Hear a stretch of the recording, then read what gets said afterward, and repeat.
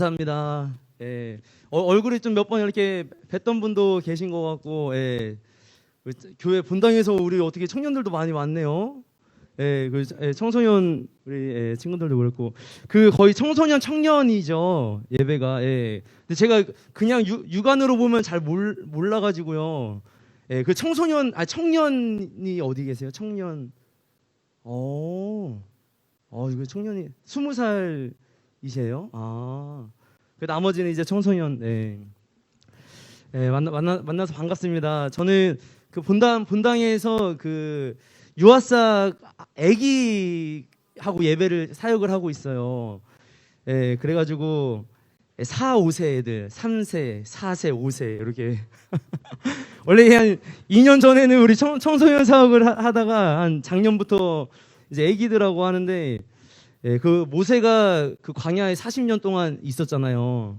그래서 하나님이 네가 가서 출애굽을 시켜라 하니까 저는 말을 못합니다. 왜냐하면 사람은 안 만나가지고 제 애기들만 만나다가 또 오늘 이렇게 또 이런 귀한 자리 또 불러주셔가지고 네, 떨리지만 네, 또 하나님 은혜로 또 잘 감당하는 시간들 되어지면 좋겠습니다. 네, 오늘 주제 말씀은 저희가 지금 본당에서도 그 다세움 예배가 진행하고 있어요. 다세움 주제 말씀입니다. 로마서 12장 2절 말씀. 너희는 이 세대를 본받지 말고 오직 마음을 새롭게 함으로 변화를 받아 하나님이 선하시고 기뻐하시고 온전하신 뜻이 무엇인지 분별하도록 하라. 제가 그리고 또 말씀 나누기 전에 제가 그 얼굴이 조금 불편해가지고 이렇게 보실 때 좀 불편할 수도 있는데 조금 양해도 한번 그 부탁을 드립니다. 그 제가 알기로는 그 말씀 이렇게 오늘 예배 드리기 전에 오늘 이렇게 본문 말씀으로 이렇게 은혜 나눔을 한 걸로 제가 알고 있는데, 혹시 이렇게 말씀 나누다가 은혜 받으신 분 계신가요? 오늘 로마서 오늘 본문 말씀을 통해서 말씀 나누다가 은혜 받으신 분. 은혜 받으셨어요? 우리 인도자 하시는 어떤 은혜 혹시 받으셨어요? 기대되는 마음이 할렐루야. 네. 네, 그래서 또 어디 은혜 많이 받고 계시죠? 오늘 마지막 3일째인데 오늘은 저희가 그래서 첫 번째는 그 세대 너희는 이 세대를 본받지 말고 세대에 대한 얘기를 한번 하기 원합니다. 그리고 두 번째는 오직 마음을 새롭게 함으로 변화를 받아라. 변화를 받는 얘기. 세 번째는 하나님의 선하시고 기뻐하시고 온전하신 뜻이 무엇인지 분별하도록 하라. 하나님을 우리가 기쁘시게 하는 삶을 살아갈 수 있도록 우리가 한번 말씀을 나누기를 원합니다. 수련회 그 식당에서 말씀하신 것처럼 식당에서 만나가지고 갑작스럽게 이렇게 그래 성령님의 인도하심 가운데 벌어진 일이라고 저는 믿고 있습니다. 근데 처음에 이제 그 포스터 이렇게 받았는데 포스터가 이제 그 거룩의 세대였어요. 거룩의 세대 여기 있나요? 거룩의 세대 받고 나서 이전에는 그 거룩이 뭐 그렇게 부담스럽게 와닿지 않았는데 갑자기 거룩의 세대에 대해서 이걸 말씀을 나누려고 하다 보니까 굉장히 부담스러운 마음이 많이 이렇게 오더라고요. 내가 거룩한가? 정말 거룩하게 살고 있는가? 거룩이 그냥 뭐 이론적인 거룩이 아니고 우리가 정말 삶 가운데에 거룩하게 살고 있는가 많이 이렇게 돌아보게 되었던 것 같아요. 근데 물론 넘어지는 때도 있습니다. 넘어진 때도 있는데 그 포스터에 보니까 또 그런 게 있더라고요. 9번 넘어져도 10번 일어나는 거룩의 세대. 용기가 좀 났고 한편으로는 우리 세종에 어떻게 좀 넘어지는 분들이 많이 계신가. 9번 넘어지신 분 어디 계신가요? 넘어졌어요. 9번. 9번, 10번, 뭐 11번 넘어져도 우리가 그 주님의 은혜로 일어날 수 있을 줄 믿습니다. 주로 어떤 거에 많이 넘어지시나요? 유튜브, 게임, 거의 스마트폰이 미디어가 거의 장악을 하고 있죠. 그럴 거라고 생각이 또 없나요? 많이 넘어질 수가 있습니다. 시편 37편 24절 말씀 보니까 한번 같이 읽겠습니다. 시작. 그는 넘어지나 아주 엎드러지지 아니함은 여호와께서 그의 손으로 붙드심이로다. 아멘. 우리가 넘어져도 아주 엎드러지지 않는 것은 하나님의 손으로 우리를 붙들어 주신다고 말씀하고 있습니다. 때론 게임에 넘어질 수도 있고, 하루 종일 유튜브에 넘어져서 진짜 하나님 생각도 안 나고, 그래도 다시 이렇게 은혜의 자리로 불러주시는 은혜는 하나님이 우리를 붙들어 주시기 때문임을 믿습니다. 사람은 누구나 넘어질 수가 있습니다. 조금 더 정확하게 말하면은 믿음의 사람은 언제든지 넘어질 수가 있습니다. 왜 믿음의 사람이라고 얘기했는가? 믿음이 없는 세상 사람들이 그냥 넘어져 있는 상태예요. 그냥 이렇게 누워 있는 거죠. 근데 우리는 어떻게든 일어나 보려고 하고 다시 회복하려고 하다 보니까 또 넘어지고 또 실패하고 하는 것이 있는 것이죠. 그래도 우리가 하나님이 우리를 붙들어 주시는 그런 삶을 우리가 살아갈 수 있을 줄 믿습니다. 넘어졌다는 것은 무슨 얘기일까요? 넘어졌다는 것은 문자 그대로 그냥 넘어져 있다는 얘기가 아니겠죠? 넘어져 있다는 것은 인생이 끝났다는 얘기입니다. 넘어졌다는 인생이 망했다는 거예요. 아무것도 할 수 없는 무능력한 사람이 되었다는 것입니다. 인생이 끝났습니다. 아무 영향력도 없고 아무 소망도 없고 죽지 못해서 사는 인생이 무슨 넘어져 있는 인생입니다. 넘어진 인생입니다. 우리도 넘어져 있을 수도 있지만 다시 주님의 은혜로 회복하기를 원합니다. 한 2년 전쯤에 그 중학교 친구였는데 한 잘못된 그 선택을 해가지고 이 친구가 이제 그 죽음을 맞이하는 일이 있었어요. 연락은 이제 중학교 때는 굉장히 가깝게 친하게 지냈었는데 이제 뭐 그 이후로는 이제 바쁘고 하다 보니까 연락을 자주 못 가끔 만나고 하다가 갑자기 이런 소식을 듣게 되었습니다. 들어보니까 결혼한 지 얼마 안 됐었어요. 2년 전쯤이었는데 결혼한 지 얼마 안 됐는데 하여튼 아내하고도 사이가 안 좋고 깐난아기도 있었는데 아기 키우면서도 뭐 힘들었겠죠. 힘들었고 돈이 없어가지고 집까지 막 걸어 다니고 막 그랬다는 얘기를 이렇게 들었어요. 그 얘기를 들으면서 얼마나 그 잘못된 선택을 하기까지 얼마나 힘들었을까. 돈이 없어가지고 집까지 걸어가고 아내도 있고 아기도 있는데 얼마나 힘들었을까. 돈도 빌리려고 누구한테 전화하는데 전화 받는 사람도 없고 그랬다는 거예요.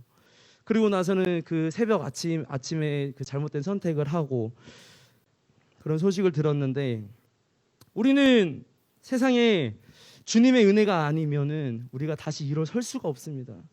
주님의 은혜가 있어야지만 우리가 다시 일어날 수 있을 줄 믿습니다. 저도 그 많이 넘어져 있는 삶을 살았었어요. 그냥 누워 있었습니다. 누워 있었어요. 우리 청소년 시기에 노는 거를 너무 좋아해서 노는 게 너무 좋은 거예요. 집에 있는 게 싫고 밖에서 친구들 만나고 목이 뭐 뜯기거나 말거나 밖에서 그냥 아무것도 안 하고 그냥 애들하고 얘기하고 놀고 그냥 집에 안 들어가 그냥 밖에 있는 게 너무 좋았어요. 그렇게 밖에 있는 시간이 많다 보니까 하지 않아야 되는 일도 하게 되고 점점 죄 짓는 일들이 많아지고 부모님과도 멀어지고 부모님 말도 안 듣고 점점 말썽만 생기고 그렇게 인생에 아무 소망도 없이 살았던 저도 회개하고 주님을 만나고 인생이 아주 끝장나지 않은 것은 하나님이 저를 하나님의 강한 손으로 붙들어 주셨음을 믿습니다. 예수님을 딱 만났는데 회개하고 예수님을 딱 만났는데 그냥 자동적으로 드는 생각이 뭐였냐면은 엄마의 기도구나. 이게 그냥 오는 거예요. 생각이. 엄마의 기도 때문에 내가 예수님을 만났구나. 회개하고 돌아왔구나. 이게 그냥 누가 가르쳐 준 것도 아니고 그냥 거의 반자동적으로 드는 생각이었어요. 저는 중학교 1학년 때 사실 그 부모님이 이혼을 하셔서 아빠랑 살았어요. 아빠랑. 근데 왜 예수님 만났는데 엄마가 생각이 났을까? 참 저도 모르겠지만 엄마가 그렇게 저를 위해서 기도하신 줄 믿습니다. 우리 부모님들이 우리 자녀들을 위해서 엄청나게 기도하고 계실 거예요. 우리 부모님들의 기도 때문에도 우리가 돌아올 줄 믿습니다. 우리 부모님들 자녀들 위해서 기도하고 계시죠? 우리 엄마들이 정말 우리 자녀들을 위한 그 기도는 하나님이 정말 그 하나님의 때에 들어주실 줄 믿습니다. 잠언 24장 16절 말씀도 보니까 이런 말씀이 있으면 대저 의인은 7번 넘어질지라도 다시 일어나려니와 악인은 재앙으로 말미암아 엎드러지느니라. 여기서 의인을 7번 넘어져도 다시 일어난다고 하는데, 여기서 의인은 진짜 의인이 아니고 하나님을 의지하는 사람을 이야기하는 거예요. 하나님을 의지하는 사람. 어떤 어려움이 있어도 하나님을 의지하고 하나님께 기도하는 사람이 다시 일어날 수 있을 줄 믿습니다. 저도 넘어져 있는 삶을 살았을 때가 있었잖아요. 근데 그때 한 가지 놓치지 않았던 것이 있었는데, 주일날 교회 예배를 꼭 갔어요. 밤새도록 막 놀고 막 몸이 막 망신창이가 돼가지고 아무 힘이 없는데 교회를 가야 되겠는 거예요. 그렇게 훈련을 받아서 밤새도록 막 너무 힘든데도 꼭 주일 성수를 꼭 지켰어요. 하나님이 그것을 기억하셨던 것 같아요. 저랑 비슷한 시기에 저희 형은 저보다 조금 일찍 교회를 떠났어요. 근데 지금도 아직 돌아오지를 못하고 있어요. 우리가 어떤 어려움이 와도 그 끈, 예배의 끈, 하나님을 의지하는 길을 포기하지 않기를 원합니다. 그러면 다시 주님께서 일으켜 세워주시, 주님께서 강한 손으로 우리를 일으켜 세워주실 줄 믿습니다. 세상 사람들이 참 쉽게 넘어지는 것들이 많이 있어요. 아까 유튜브, 요즘에 미디어, 스마트폰. 근데 너희는 흔히 이렇게 사람들한테 이거 3가지는 조심해야 된다라는 얘기를 좀 들어본 적 있으신가요? 3가지를 조심해야 된다. 예? 불? 예, 3가지 조심할 때는 이게 사육자들한테만 필요한 얘기인지 모르겠는데 돈을 조심해야 되고, 여자를 조심하라고 하고, 그리고 명예, 이거를 한 번도 못 들어봤나요?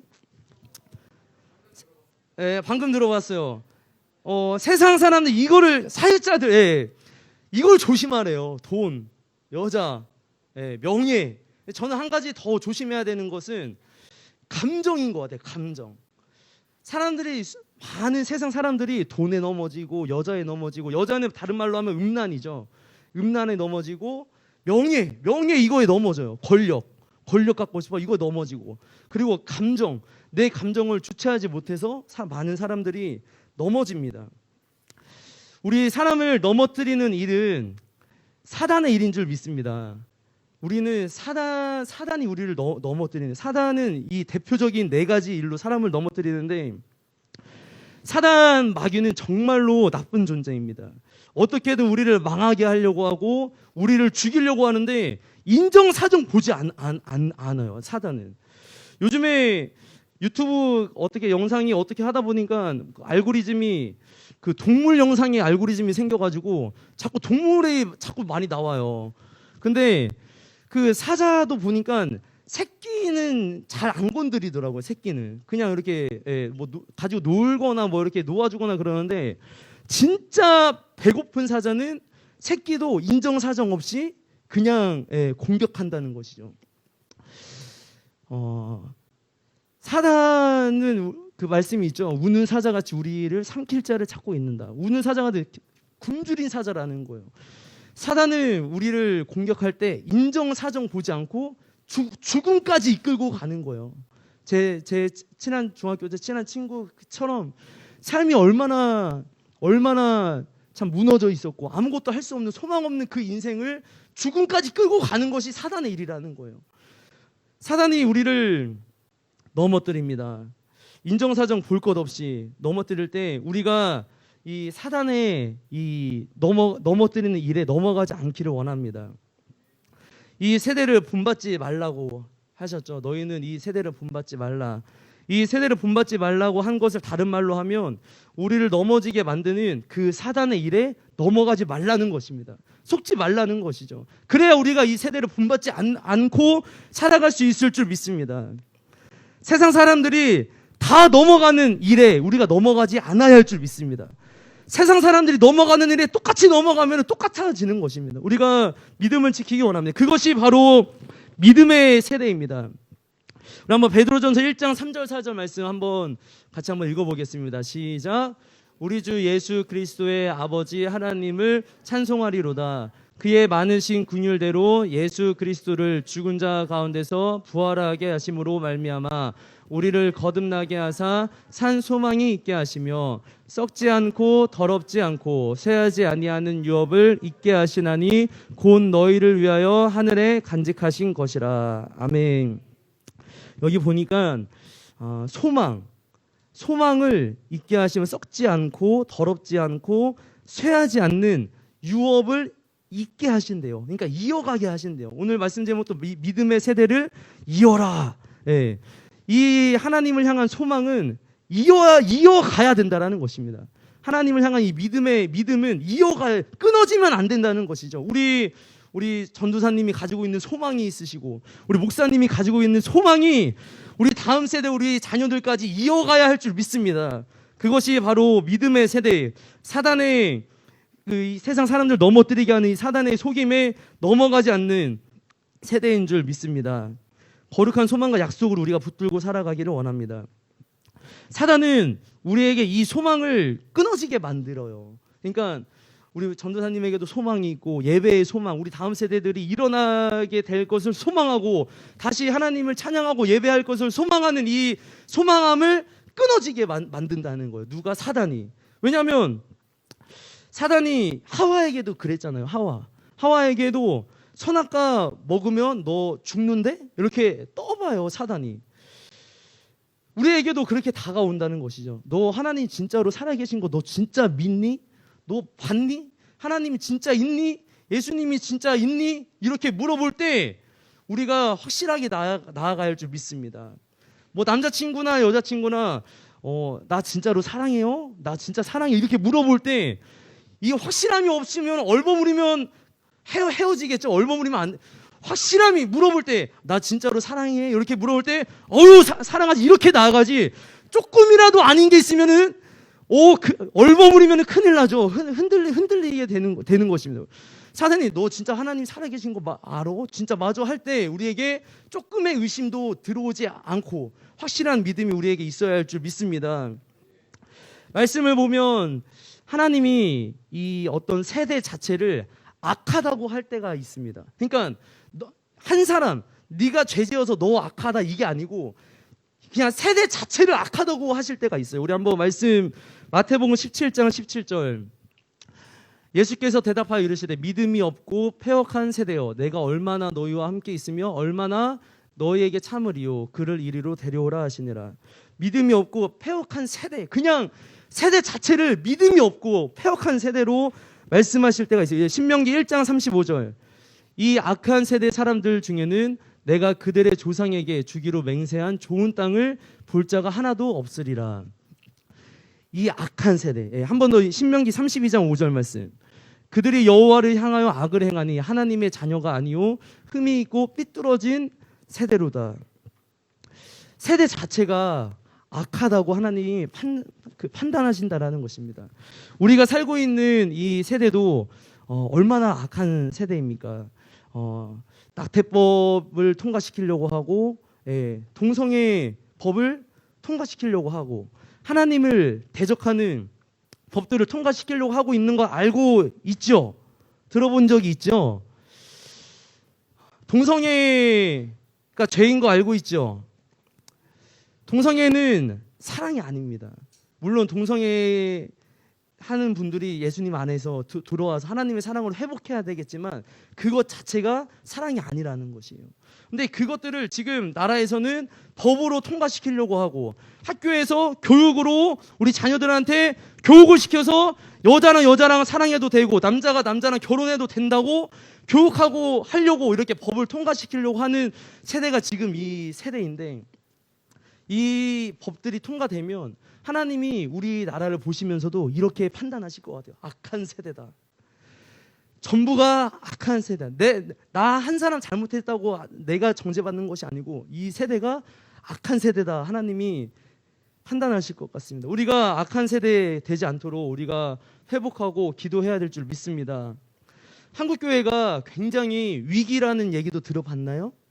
들어봤어요? 네. 다음 세대가 몇 프로 안 된대요. 선교 국가래요, 우리나라가. 우리 여기 앉아 있는 분들이 몇 프로 안 되는, 머리 좋은 걸로 몇 프로 안 되는 거에 들어가야 되는. 근데 믿음의 상위 계층에 있는 줄 믿습니다. 예. 선교 국가래요, 우리나라가. 근데 위기가 올 때 가장 먼저 해야 되는 일이 뭐냐면은 위기를 알리는 거예요. 불이 났을 때 불이다 하고 빨리 도망가는 것처럼 위기가 있을 때는 위기라고 알려야 돼요. 우리 지금 위기다. 옆 사람들 보면서 우리 지금 위기다. 예, 알려야 돼요. 뭘 하고 뭐 하는 것 이것보다 먼저 우리가 위기임을 알고 알리고 우리가 다시 깨어나고 다시 이렇게 나아가야 할 줄 믿습니다. 얼마 전에도 그 중학교에 전도를 하러 갔는데 중학생이에요? 초등학생이에요? 중학교에 전도를 하러 갔는데 예수님 믿니? 이렇게 물어봤어요. 근데 그게 뭐예요? 이러는 거예요. 어떤 여자아이가. 그래서 아니 예수님 믿니? 이렇게 하면은 대충 알잖아요. 교회에서 나왔구나. 이렇게 아는데 그게 뭐예요? 하니까 얘는 한 번도 들어본 적이 없나 봐요. 예수님이 뭔지 교회가 뭔지 모르나 봐요. 그래서 이게 진짜 심각하구나. 우리 지금 세대가 정말 심각하구나. 우리가 전도해야 될 줄 믿습니다. 예수님의 이름을 전하고 나아가기를 원합니다. 노아의 시대 때도 노아의 가족들만 살아남았던 정말 악하고 악했던 시대, 하나님이 물로 심판했던 시대. 그때 노아가 어떻게 살아갔을까? 우리 창세기 7장 1절 말씀 한번 다 같이 한번 읽어보겠습니다. 시작. 여호와께서 노아에게 이르시되 너와 내 온 집은 방주로 들어가라. 이 세대에서 내가 내 앞에 의로움을 내가 보았음이니라. 노아는 악한 세대 가운데에 이 악한 세대에서 너가 살고 있는 이 악한 세대 그 가운데서 내가 내 앞에 너의 의로움을 내가 보았다 말씀하고 있습니다. 우리도 악한 세대에 살고 있어도 하나님 앞에 우리가 의롭게 나아가기를 소망합니다. 지금보다 비교할 수 없을 정도로 악한 세대였지만 노아는 하나님 앞에서 믿음을 지켰습니다. 사실 악한 세대에서 믿음을 지키는 것이 정말 쉬운 일이 아니에요. 왜냐하면 우리 지금 코로나잖아요. 코로나인데 엄마 아빠도 교회 안 가는데 지금 나만 혼자 지금 교회 나오는 것도 이거 쉬운 일이 아니에요. 그렇죠? 그렇게 나오신 분이 있어요? 엄마 아빠도 안 가는데 나만 나왔다. 이거 쉬운 일이 아니라는 거예요. 쉬운 일이 아니에요. 주변에서는 교회 다닌다고 하면 어제도 누가 막 했다면서요. 교회 다닌다고 하고 예배 드린다고 하면은 뭐 예배 드리지 말라고 하고 교회 가지 말라고. 요즘에는 시선이 더 안 좋아지는 것 같아요. 교회 다닌다고 하면 더 안 좋게 보고 막 더 멸시하는 눈길로 막 쳐다보는데 그런 가운데서도 우리가 예배 드리는 거 쉽지 않겠죠. 쉬운 일 아니에요. 우리는 지금 쉽지 않은 일을 하고 있는 것입니다. 우리 한번 옆 사람들하고 한번 인사해볼까요? 쉽지 않은 일을 우리가 하고 있다. 우리가 지금 쉽지 않은 일을 하고 있습니다. 그러니까 우리끼리 더욱더 하나가 되었으면 좋겠습니다. 쉽지 않은 이 일을 우리가 함께하는 일을 서로 힘주고 서로 기도해주면서 예배 무너지지 않고 우리가 나아가기를 소망합니다. 이 세대가 만약에 정말로 회복이 안 되고 악한 법들이 막 통과되고 점점 더 상황이 안 좋아지면은 언젠가는 하나님이 심판을 하시겠죠. 언젠가는 계속 이 세대가 악해지면은 회복이 안 되면 언젠가는 하나님 심판하실 거예요. 지금도 뭐 호주도 작년인가 재작년에 국가적인 산불이 나가지고 나라 전체가 다 타버렸잖아요. 최근에도 뭐 중국에서 뭐 지금 비가 엄청나게 와가지고 피해가 뭐 이만저만이 아니라 그러고 뭐 산샤댐이 뭐 무너지면은 뭐 다 잠긴다고 그러고 뭐 그런 얘기 잘 못 들어보셨죠? 해수면이 막 상승하고 있대요. 막 또 지금 기후가 안 좋아가지고 나라의 도시들이 잠기고 있고 막 그런다라는 거예요. 이런 하나님의 심판이 재앙과 환란과 기근과 전염병이나 이런 것을 온다. 우리 역대하 우리 20장 9절 말씀 한번 같이 한번 읽어보겠습니다. 시작. 만일 재앙이나 난리나 견책이나 전염병이나 기근이 우리에게 임하면 주의 이름이 이 성전에 있으니 우리가 이 성전 앞과 주 앞에 서서 이 환난 가운데에서 주께 부르짖은즉 들으시고 구원하시리라 하였나이다. 아멘. 하나님의 심판이 올 때는 환난이 오고 전염병이 오고 기근이 오고 난리가 올 때 가장 중요한 것은 무엇이냐면은 우리에게 구원받는 믿음이 있어야 된다라는 것이죠. 환란이 오고 재앙, 자연 재해가 오면은 어찌할 도리가 없어요. 사람의 손으로 막을 수도 없고, 그때 하나님이 우리를 구원하실 하나님께로부터 우리가 구원받는 우리 세종, 우리 청소년, 청년, 우리 모두가 되어지기를 소망합니다. 우리가 구원받는 믿음이 있어야 됩니다. 끝까지 구원받는, 세상이 망해도 하나님께로부터 구원받을 수 있는 믿음. 지진이 나서 사람들이 모두 죽어갈 때도 하나님이 주시는 평안으로 요동치 않는 그런 사람이 되어지기 원합니다. 노아는 이때 이 악한 세대에 어떻게 이렇게 하나님께 의롭게 살아갈 수가 있었나 보니까 창세기 6장 8절 말씀 보니까, 그러나 노아는 여호와께 은혜를 입었더라 말씀하고 있습니다. 노아 하나님께 먼저 은혜를 입었대요. 악한 세대에서 우리가 오늘도 은혜 입기를 원합니다. 하나님의 사랑으로 회복되어지기를 원합니다. 우리를 향한 하나님의 사랑이 너무 크시구나. 예수님이 우리 위하여 십자가 죽으신 그 은혜가 너무 크구나. 하나님의 은혜로 우리가 다시 채워지기를 원합니다. 하나님께 은혜 입은 사람은 악한 세대 속에서도 다르게 살아갈 줄 믿습니다. 하나님께 은혜 입은 사람은 첫 번째는 순종하며 살고, 두 번째는 남을 도우면서 살아요. 남을 도우면서. 세 번째는 절대 무슨 일이 있어도 하나님을 결코 떠나지 않고 살아가는 사람인 줄 믿습니다. 하나님께 은혜 입은 사람은 하나님 절대 떠나지 않아요. 순종을 잘합니다.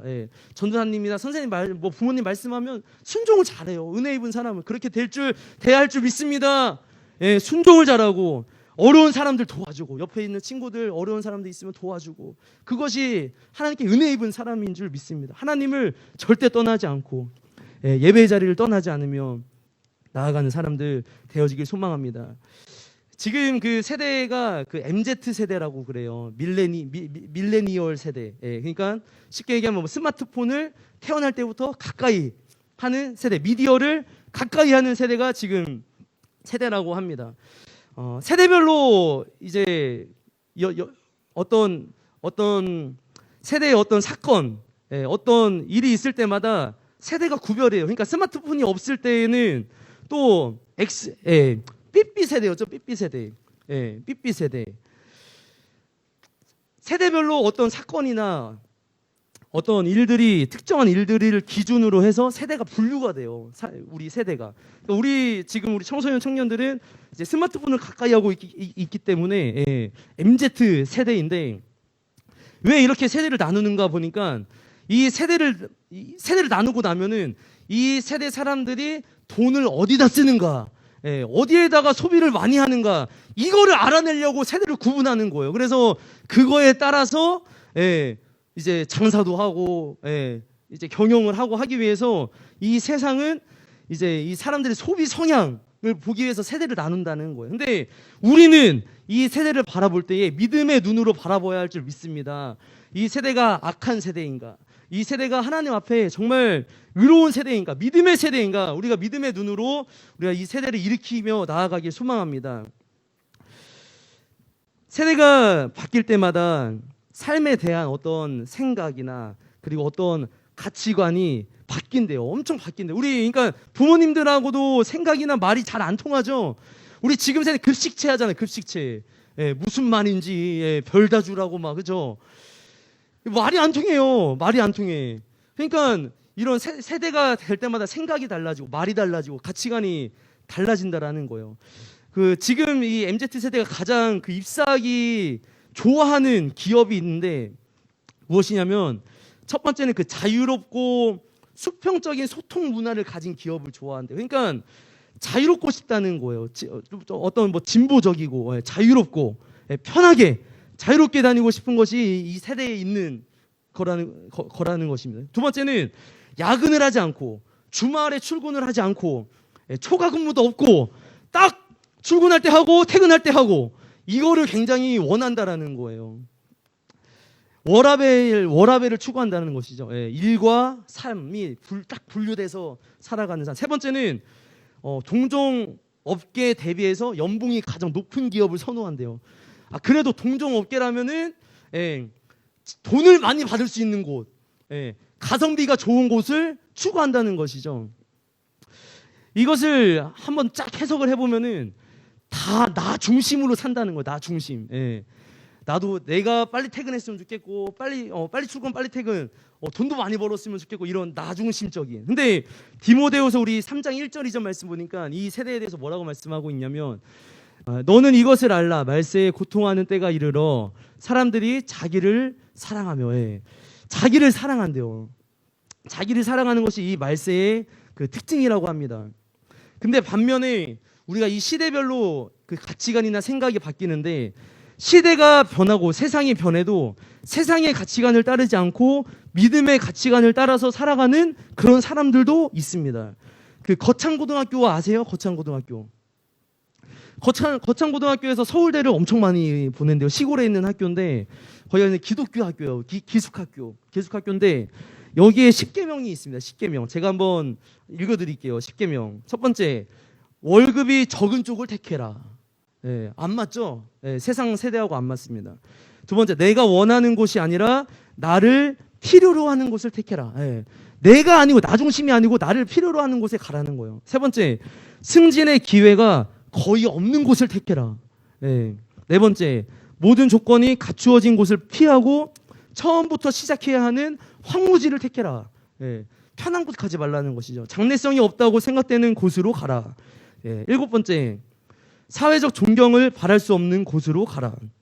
여덟 번째, 한 가운데가 아니고 가장자리로 가라.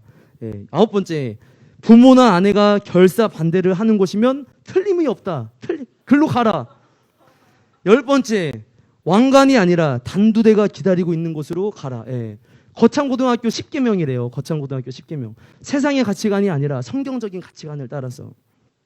그래서 여기 졸업생들 중에 이 가치관을 따라서 취업을 어디서 했냐면은 자연 다큐멘터리를 제작하는 곳에서 월급이 가장 적은 곳을 택해서 시베리아 호랑이를 찍는 일에 몸을 바쳤대요. 아무도 가지 않는. 한가운데가 아니라 가장자리로 가라는 뜻대로 시골의 가장 작은 학교로 가서 아이들을 가르치고 선생님을 하는 사람들이 있다고 합니다. 이 세대의 사람들은 자기밖에 모르지만 믿음의 세대는 하나님의 일을 생각하는 사람인 줄 믿습니다. 워라벨이 아니고 내 몸을, 내 모든 것을 하나님께 드리고 가성비가 아니고 한 영혼을 위해서라면은 무엇이든지 할 수 있는 사람이 바로 믿음의 사람인 줄 믿습니다. 예수님도 마태복음 말씀 보면은 한 영혼을 위해서 한 6억 정도를 낭비를 하시는 장면이 있어요. 한 영혼 살리려고. 왜냐하면 그 귀신 들린 사람이 있었는데 이 귀신이 저 여기서 내보내지 않게 해주세요. 아니면 저기 돼지떼한테 좀 보내주게 해주세요. 이렇게 하니까 그럼 가라. 그랬더니 돼지 2,000마리한테 가가지고 돼지 2,000마리가 바다에 싹 다 들어가서 죽어버린 거예요. 이 한 영혼 살리려고. 돼지 2,000마리를 지금 우리 시세로 따지면은 6억. 하나님, 예수님은 가성비가 아니라 한 영혼을 가장 소중하게 여기는 분인 줄 믿습니다. 가성비 따지는 거야. 한 영혼을 살릴 때는 내 모든 것을 다 드려야 할 줄 믿습니다. 가성비가 아니고 이 정도만 해야 되겠지 이게 아니고 모든 것을 다 주면서 영혼을 살리길 소망합니다. 이 세대 사람들은 자기를 사랑하고 돈을 사랑하고 음란은 여자에 넘어지고 음란하고 쾌락. 우리 한번 디모데후서 우리 3장 1절부터 우리 한번 5절까지 말씀을 한번 같이 한번 읽어보겠습니다. 시작. 너는 이것을 알라 말세에 고통하는 때가 이르러 사람들이 자기를 사랑하며 돈을 사랑하며 자랑하며 교만하며 비방하며 부모를 거역하며 감사하지 아니하며 거룩하지 아니하며 무정하며 원통함을 풀지 아니하며 모함하며 절제하지 못하며 사나우며 선한 것을 좋아하지 아니하며 배신하며 조급하며 자만하며 쾌락을 사랑하기를 하나님 사랑하는 것보다 더하며 경건의 모양은 있으나 경건의 능력은 부인하니 이 같은 자들에게서 내가 돌아서라. 다 들어갑니다. 돈, 여자, 명예, 교만하고 비방하고 부모를 거역하고 감사하지 않고 거룩하지 않고 모함하고 배신하고 원통하고 감정 원통하고 절제하지 못하고 사납고 조급하고 자만하고 이 모든 것에 다 넘어가는 거예요. 이 말세에 있는 이 세상 사람들에 있어서 우리는 이 세대 사람들이, 이 모든 세대 사람들이 쉽게 넘어지는 이 일들에 우리가 넘어가지 않아야 할 줄 믿습니다. 어떻게 우리가 이 일들에 넘어가지 않고 어떻게 감당할 수 있을까? 방법은 돈, 여자, 명예, 감정, 이거 자체가 악한 것이 아니에요. 그러니까 돈을, 누구는, 제가 언제 이렇게 보니까 청소년한테 물어보니까 가장 악한 것이 뭐라고 생각하니 이렇게 물어보니까 자본주의가 가장 악한 것 같대요. 자본주의. 근데 자본주의는 악한 것이 아니에요. 돈 자체는 악한 것이 아닙니다. 우리는 돈을 많이 벌고 싶죠. 돈 많이 벌고 싶죠. 돈을 많이 벌어도 돼요. 돈을 많이 번 다음에 선한 곳에 써야 할 줄 믿습니다. 디모데 전서 6장 10절 말씀 보니까 이렇게 말씀하고 있죠. 돈을 사랑함이 일만하게 뿌리가 되나니. 예. 그러니까 돈 자체가 악한 것이 아니고 돈을 사랑하는 것이 악하다는 거예요. 그러니까 우리가 이 세대 사람들이 다 넘어지는 이 일에 넘어가지 않으려면은 돈, 여자, 명예, 감정, 이것을 거룩하게 사용해야 할 줄 믿습니다. 예. 그러니까 돈을 악하게 사용하는 것이 악한 것이고, 여자를 악하게 대하는 것이 악한 것이고, 명예도 악하게 사용하는 것이 악한 것이에요. 이 모든 것을 우리가 거룩하게 사용할 줄 믿습니다. 핸드폰도 마찬가지죠. 핸드폰 거룩하게 사용해야 될 줄 믿습니다. 시간 낭비하고 유튜브 하루 종일 빼앗기고 이것이 아니고 거룩하게 하나님의 일을 위해서 복음 전하고 은혜 받자 전하고, 예. 은혜 받고 말씀 들으면서 은혜 받고 거룩하게 사용하면 모든 것이 선한 것인 줄 믿습니다. 돈에는 힘이 있어요. 돈에는 하나님과 동등될 정도로 엄청난 힘이 돈에 있대요. 그래서 하나님이 돈을, 재물, 혹시 지금 은혜가 충만한데 우울하시거나 혹시 슬프신 분, 아니 좀 뭐 지치거나, 아우 3일 동안 하니까 좀 힘들다, 뭐 이런, 솔직하게 돈에는 힘이 있는데 한번 잠깐 나와 보시겠어요?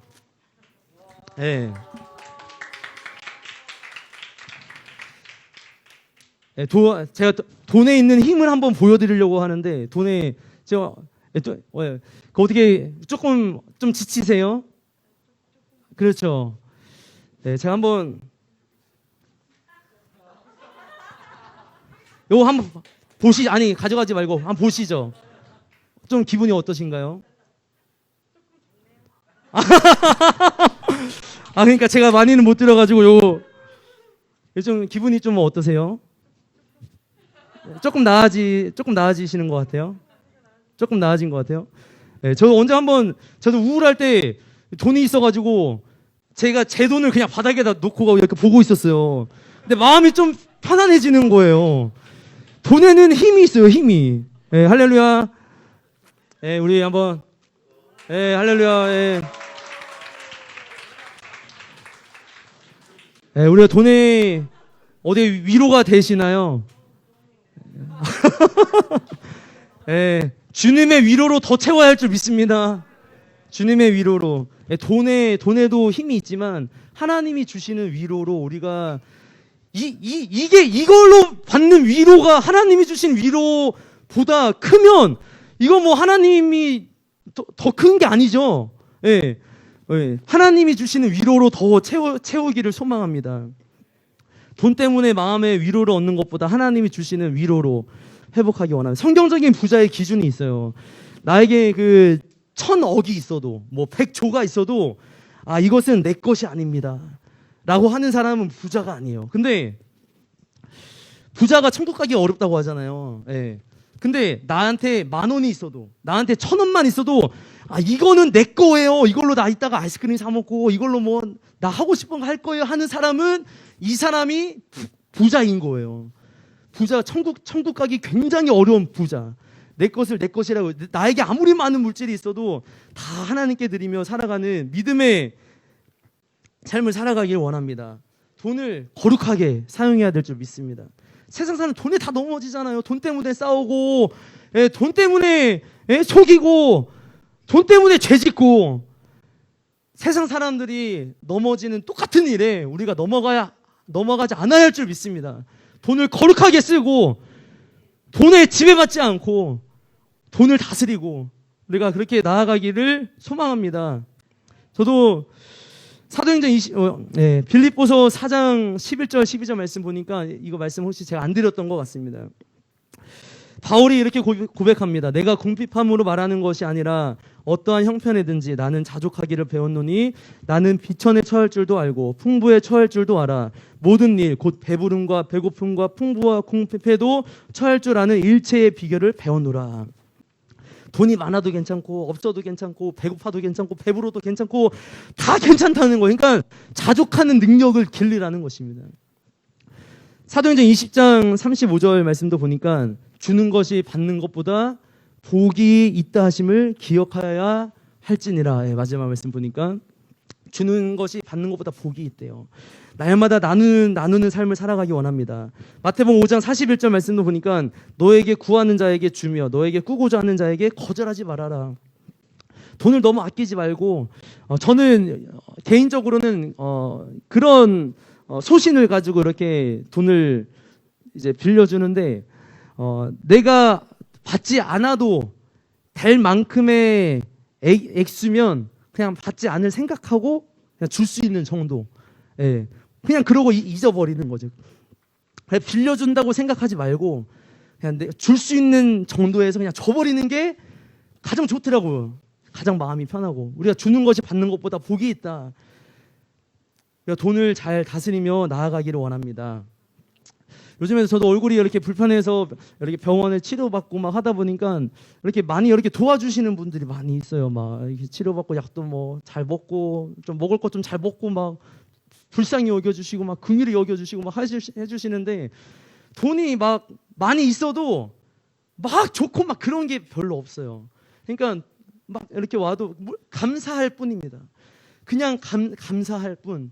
하나님이 그냥 원하시는 대로 그렇게 우리가 살아가는 삶이 되기를 원합니다. 거룩하게 써야 된다, 돈을. 두 번째, 여자를 우리가 여자는 다른 말로 이성이죠, 이성. 음란, 쾌락. 우리가 거룩하게 나아갈 줄 믿습니다. 누군가는 그런 말을 여자 보기를 돌보듯 해라 이렇게 하죠. 그게 가능할까요? 굉장히 쉽지 않아요.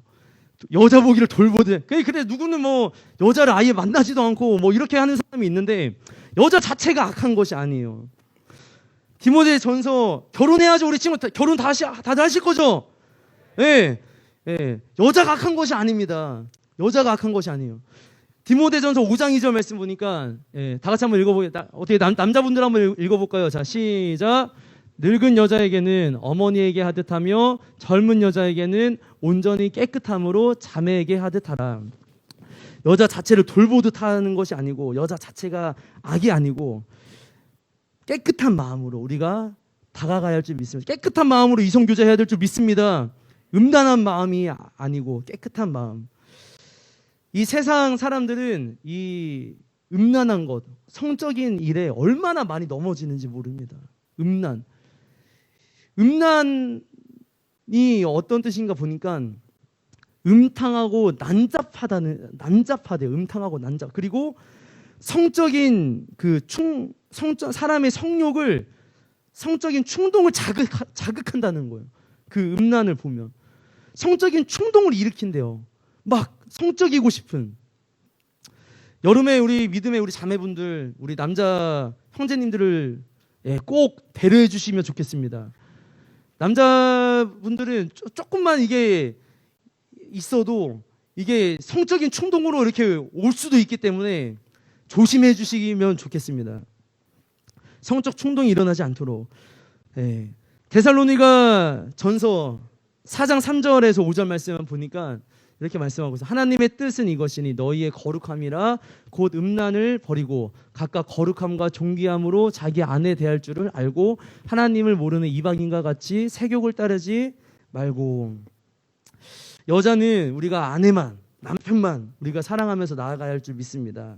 이 세상 사람들 성적인 일을 참 되게 좀 가볍게 여기더라고요. 그러니까 성적인 관계하는 거를 그냥 뭐 손잡는 일처럼 여기고 뭐 여자 남자 만나면은 당연히 막 성적인 관계까지 하는 걸로 세상 사람들이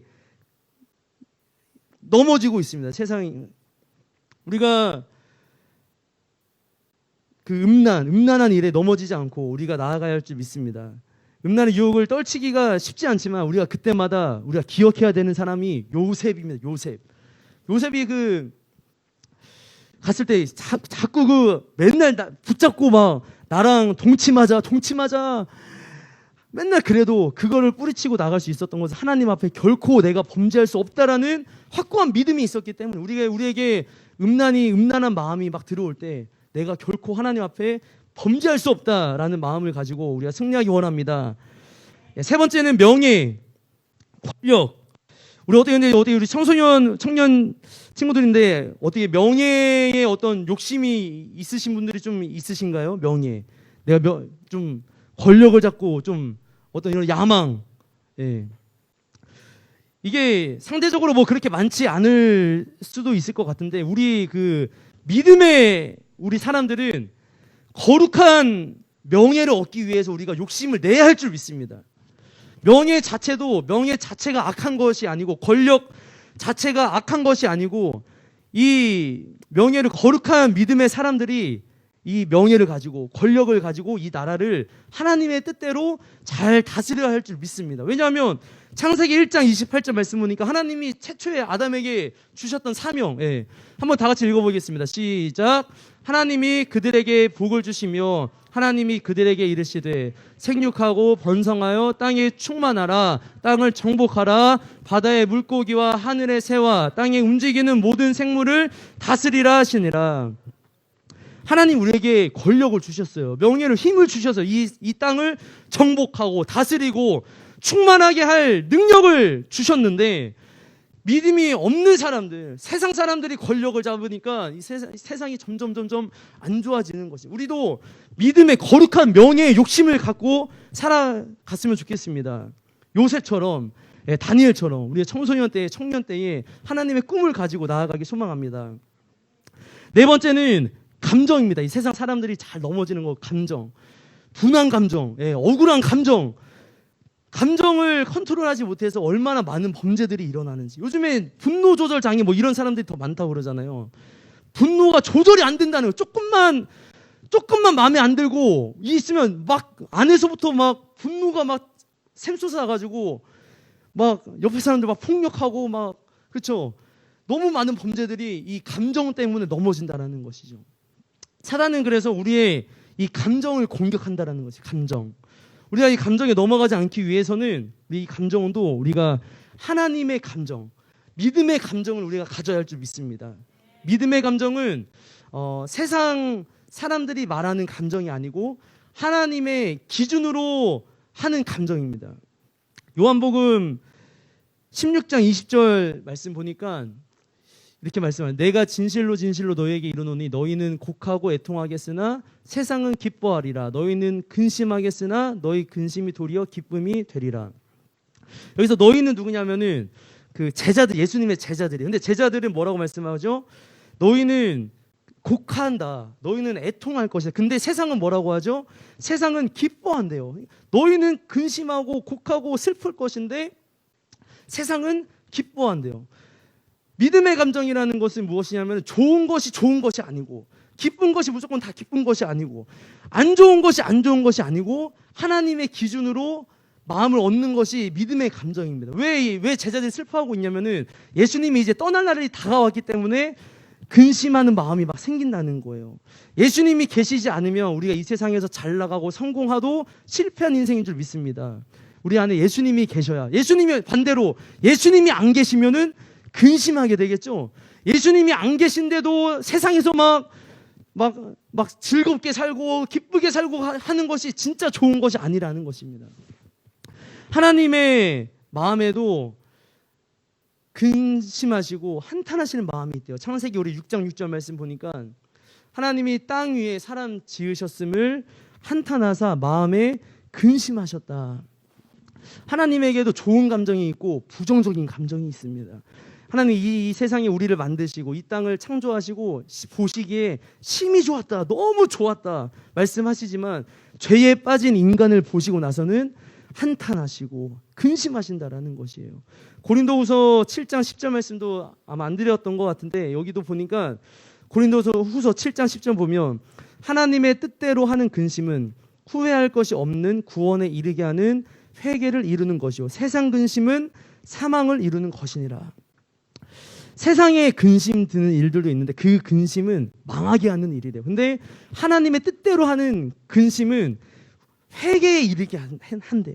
우리의 마음속에 이 세상이 주는 근심, 세상이 주는 감정, 사단이 넘어뜨리게 하는 감정에 넘어가지 않고 하나님의 마음을 가져야 할 줄 믿습니다.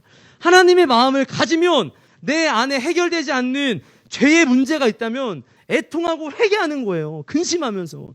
우리 교회에 문제가 있다면 우리 교회를 보면서 근심하는 거예요.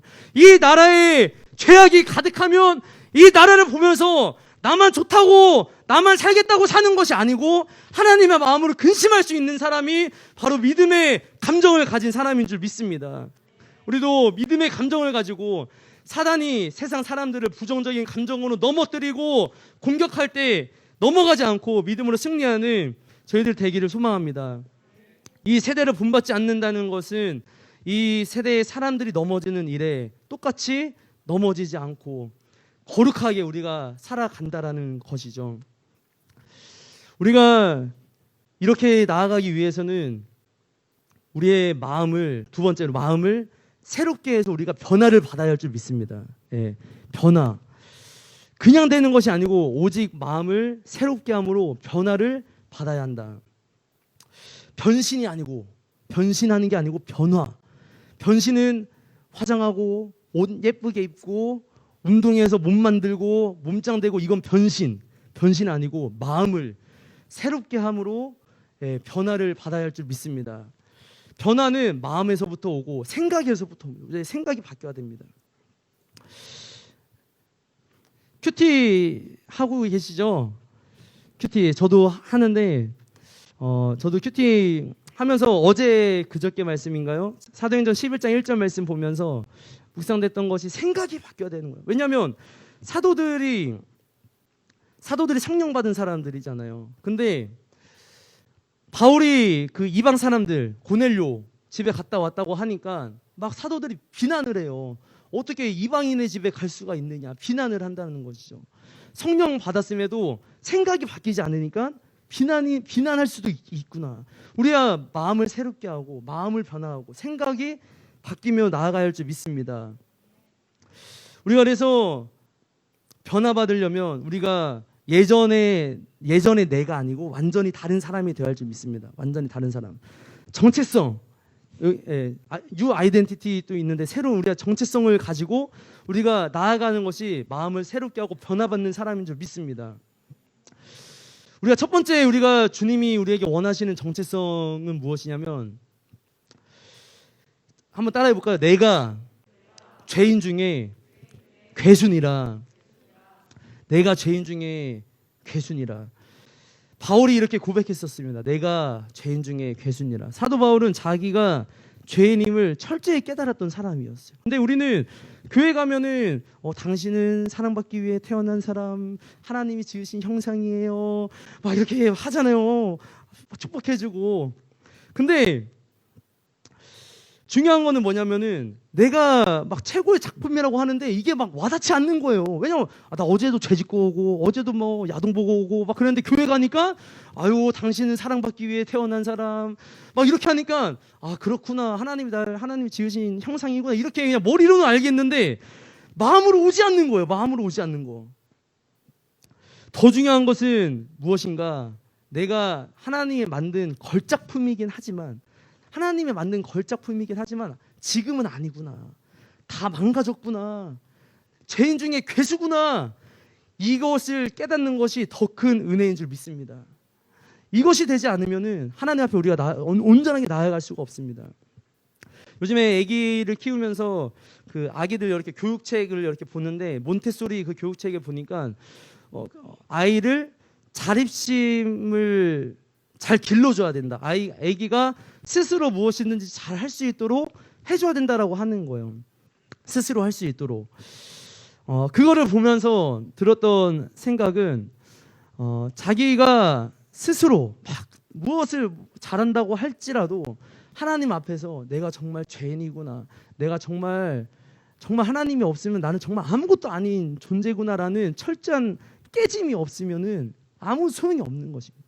아무리 스스로 잘할 수 있게 하고 막 해도 그 안에 믿음이 들어가지 않으면, 그 안에 하나님, 저는 하나님 없으면 아무것도 할 수 없는 죄인입니다라는 고백이 되지 않으면은 그 아이는 점점 자랄수록 하나님 만나기가 쉽지 않고, 자기가 공부 잘하면 내가 잘했구나, 뭐 하는 것마다 잘 되는 거예요. 자립심을 길러주니까 내가 뭐 손만 대면 잘 되고, 막 인간관계도 좋고 막 성공하고 하는 거예요. 그러면은 내가 잘하는구나, 이렇게 될 수밖에 없다는.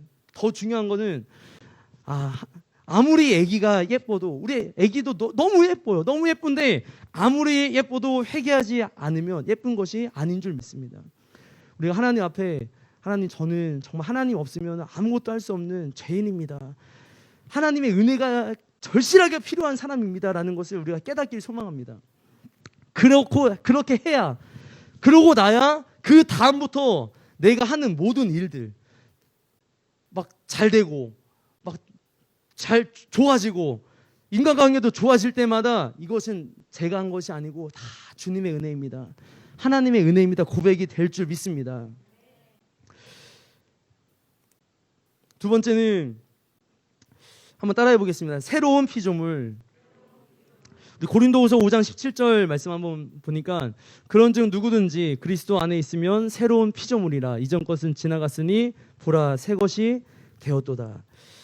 하나님은 그 죄로 죽은 우리를 살리시기 위해서 우리를 새로운 피조물로 만드셨어요. 새로운 피조물이라는 것은 다시 만드셨다는 것이죠. 그러니까 왜 다시 만드셨냐면 뭔가 잘못됐기 때문에 다시 만드신 거예요. 뭔가 잘못돼 가지고.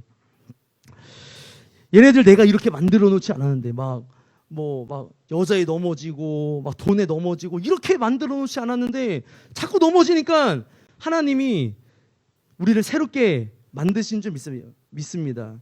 이전 것은 지나갔으니 그리스도 안에 있으면 새로운 피조물이라. 그리스도 안에 있으면 새로운 피조물이라. 제가 한번 그 옛날에 한참 전인데 선풍기 아줌마가 있었어요. 선풍기 아줌마 아시나요? 선풍기 아줌마 한번 사진 한번 제가 한번 가지고 왔는데, 선풍기 보니까 선풍기 아줌마가 원래 되게 예뻤었어요. 원래 되게 예뻤는데 더 예뻐지고 싶어서 수술을 잘못해가지고 부작용으로 저렇게 된 거예요. 얼마나 예전 모습으로 돌아가고 싶었을까? 얼마나 예전 모습으로 돌아가고 싶었을까?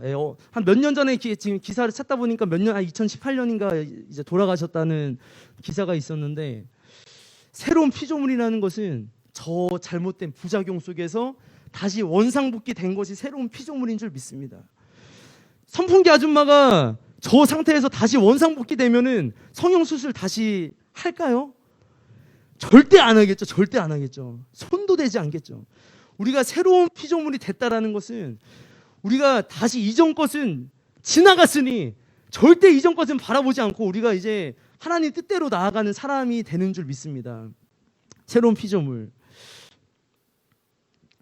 새로운 피조물. 우리가 아담이 되었다는 것이 아담. 혹시 아담 때문에 내가 왜 죄인이 되어서 이런 질문을 해본 사람이 있으신가요? 내가 죄 안 지었는데 아담과 하와가 선악과 따먹은 것 때문에 내가 왜 죽을 수밖에 없는 죄인이 되었을까?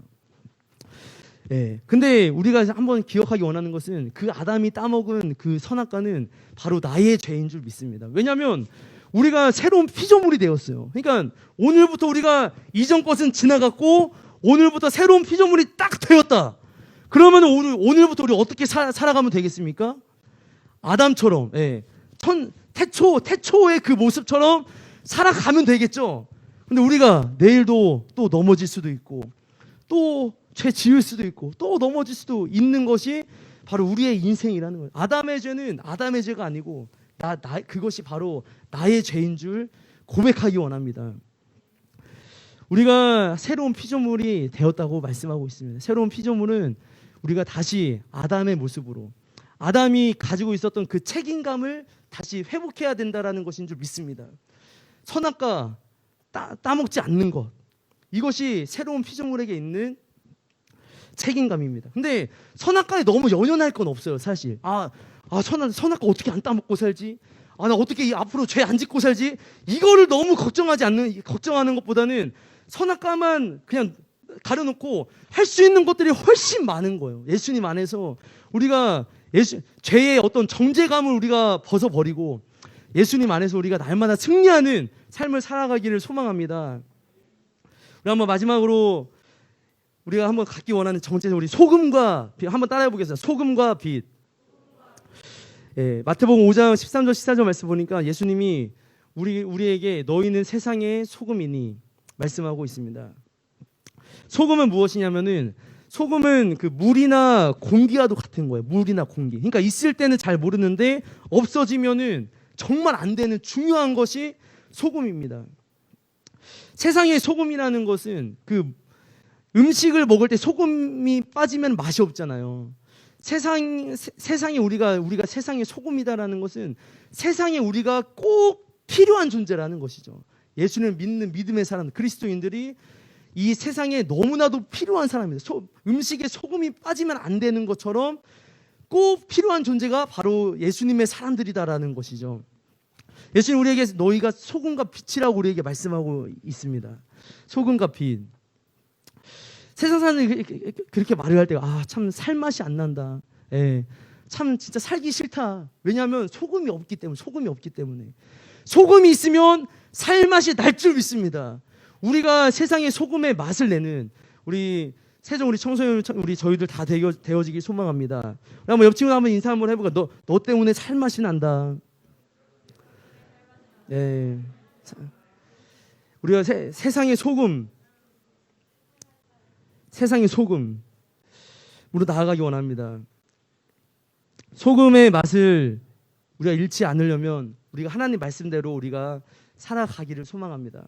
우리가 하나님 말씀대로 우리가 살아갈 때 예수님이 우리에게 너희가 또 빛이다. 빛이다. 소금은 음식 속에 들어가서 소금이 있는지도 없는지도 모르는데 맛이 나는 거예요. 그러니까 우리가 세상에 들어가서 죽어지고 없어지고 힘든 일이 있을 때 힘든 일 먼저 하고 사는 사람들 도와주고 할 때 우리가 맛을 내는 줄 믿습니다.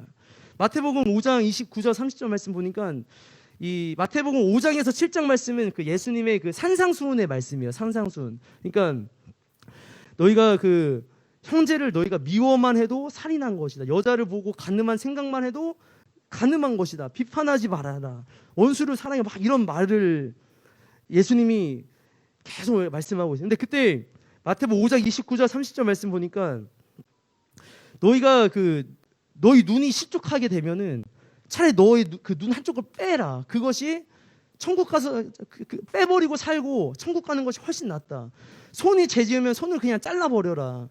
이것을 잘라버리고 천국 가는 것이 훨씬 낫다. 주님께서 그렇게 말씀하고 있는 거예요. 우리가 말씀대로 살려면 내가 눈으로 범죄를 했어요. 범죄를 할 때 눈을 빼버리는 거죠. 손으로 뭐 다른 사람 죄를 짓거나 뭐 물건을 훔치거나 다른 사람을 때리거나 죄를 지었을 때 손을 잘라버리는 거예요. 그리고 교회 딱 갔는데 야, 너 눈이 어디 갔어? 손이 어디 갔어? 손. 학교 갔는데 애들이 야, 너 눈 어디 갔어? 눈. 손 어디 갔어? 도대체. 그랬을 때 우리가 딱 가서 하나님 말씀대로 살기 위해서 눈 빼버렸다고, 손 잘라버렸다고 하면 세상 친구들이 얼마나 충격을 먹을까요? 야, 이것이 믿음의 사람이구나. 이것이 그리스도인들이구나. 이것이 맛을 내는 사람인 줄 믿습니다. 하나님 말씀대로 살아가는 삶. 이런 삶을 우리가 보여줘야, 우리가 이렇게 살아가야 우리가 세상의 소금으로 살아갈 수 있을 줄 믿습니다. 이렇게 살아갈 때 하나님이 예수님 우리가 세상의 빛이 된대요. 빛. 빛은 주목받는 것이죠. 빛은 어둠을 밝히는 것입니다. 빛은 주목받는 거, 하나님 우리를 높이시는 것이에요. 다 빛으로 나오는 것입니다. 우리가 이 세대를 본받지 않고 우리가 새로운 그 정체성을 가지고 변화를 받고 소금과 빛으로 새로운 정체성을 가지고 우리가 나아가길 원합니다. 하나님을 기쁘시게 하면서 하나님의 선하시고 온전하시고 기뻐하시고 온전하신 뜻이 무엇인지 우리가 분별하면서 하나님이 무엇을 기뻐하시는지 우리가 그것만을 바라보면서 나아가는 삶이 되어지기 원합니다. 하나님을 기쁘시게 해드릴 수 있는 사람은 아무나 할 수 있는 것이 아니에요. 예수님을 정말로 사랑하는 사람, 예수님의 제자가 그 일을 할 수 있는 것인 줄 믿습니다. 이 땅에 필요한 사람은 그냥 구경꾼들이 아니고 예수님을 정말 따르는 사람, 정말 예수님 때문에 죽고 못 사는 사람만이 이렇게 살아갈 수가 있습니다. 예수님을 정말로 사랑하는 사람, 예수님의 제자. 예수님의 제자는 예수님의 음성을 듣는 사람이에요. 하나님께 부름을 받는 사람이에요. 예수님이 이 땅에 오셔서 제자들을 부르셨을 때, 물고기 잡고 있는 베드로, 안드레를 부르셨을 때 나를 따라와라 했더니 즉각 버리고 따라가거든요, 제자들이. 그거를 보면서 베드로하고 안드레가 순종을 잘했을까? 그렇게 생각을 했는데 그게 아닌 것 같아요. 베드로와 안드레는 하나님의 음성을 들었던 거죠. 예수님이 네가 나를 따라와라 했을 때 전능하신 하나님 나를 부르고 계시는구나. 나를 지으신 분이 나를 부르시고 계시는구나. 저분이 내 주인이시구나. 그 음성을 들었을 거예요. 우리가 예수님의 부름받고 다시 예수님의 제자된 삶을 살아가기를 소망합니다. 그런 사람이 하나님을 기쁘시게 해드리고 하나님의 선하시고 온전하시고 기뻐하신 뜻이 무엇인지 알기 위해서 살아가고 이 세대를 본받지 않고 마음의 변화를 받고 살아가는 사람인 줄 믿습니다. 예수님처럼 살아가는 사람. 바울이 그랬죠. 너희는 내가 예수님을 본받는 것처럼 나를 본받는 사람이 되라 말씀하셨는데, 바울이 예수님처럼 살고 싶었어요. 예수님이 산 대로 살았어요. 복음을 전하려고 막 40에 하나 감한매를 죽기 직전까지 맞고, 죽기 직전까지 막 돌에 맞고, 여행 가다가 바다에 빠져서 죽을 뻔하고 예수님처럼 살았어요. 하여튼 집도 없고 머리 둘 곳도 없이 살았어요. 바울이 왜 예수님처럼 살아가고 싶었을까요? 아무리 내가 좋아하는 사람이 있어도 그 사람처럼 살고 싶다고 하는 마음은 잘 안 들어요. 아무리 BTS가 좋고 뭐 연예인이 좋아도 나 그 사람처럼 똑같이 살아야지, 이렇게 마음이 드는 것이 쉬운 일이 아니라는 거예요. 바울이 진짜 예수님처럼 살아갔던 것은 예수님을 너무 사랑했기 때문이에요. 내 죄를 용서해 주시고 나를 구원하신 예수님을 너무 사랑하니까 예수님처럼 살고 싶었던 거예요. 예수님처럼 죽고 싶었던 거예요. 예수님을 위해서 살고 싶었던 거예요. 복음 전하면서 살고 싶었던 거예요. 왜냐하면 예수님을 너무 사랑하니까. 우리도 예수님을 너무 사랑해야 할 줄 믿습니다. 예수님을 너무 사랑해야 할 줄 믿습니다. 예수님을 사랑하며 예수님의 제자로, 이 땅에는 제자가 필요한데요. 진짜 예수님을 따르는 제자가 필요하대요. 우리 시간 같이 한번 기도할 때 우리가 이 세대를 분받지 않게 하여 주옵소서. 이 세상 사람들이 다 넘어지는 일에 똑같이 넘어지지 않게 하여 주옵시고, 마음을 새롭게 함으로 변화를 받아 내가 먼저 죄인 중에 정말 죄인임을 철저하게 깨닫게 도와주옵시며, 하나님이 우리를 부르신 부름을 받고 새로운 피조물로 우리를 만드셨다 하셨사오니 앞으로는 주님 뜻대로 살아가는 삶이 되게 도와주옵소서. 하나님은 우리에게 항상 선하신 분이신 줄 믿습니다. 하나님의 선하시고 하나님이 기뻐하시고 온전하신 뜻이 무엇인지 알게 하시고 하나님을 기쁘시게 해드리는 세대가 되게 하여 주옵소서. 우리가 이 세대를 본받지 않고 변화받기를 원합니다. 우리 시간 함께 주님 이름 한번 부르고 같이 한번 기도하며 나가겠습니다. 주여